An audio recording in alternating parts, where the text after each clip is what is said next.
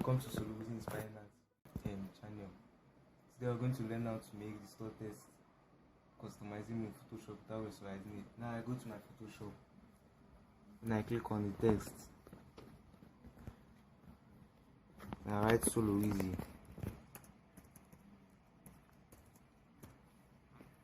Now I'm going to make it enlarged. Hold the Control key and drag this.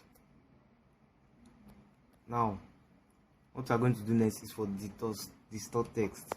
Now I go to the edit, free transform, and right click. You see the distort text is not highlighted.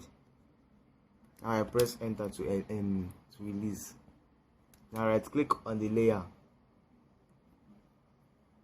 Now we click on the convert smart object, convert to smart object. Now I go back to my free transform.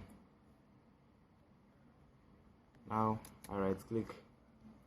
Now it's finally clicked on distort. Then I enlarge as possible as you want, any size you want it to be. It can be perfect if you do it on a wall. Now it's finally perfect. What I'm going to do next is to change the color. If you want to put gradients, double click on the layer, hit the gradient overlay. Now I go to this box. Finally, now you're on the gradient editor layer style, so you can choose any color you want, any style you want. Checking this, I think this is okay for mine. Okay. Now what's the work of this distort text? Is to change the style of your text. Change the style of your text in any form you want it to be, any way, any position you want it to be. It can be on a floor style, like you can just put an image working upon as if it's working on top of it.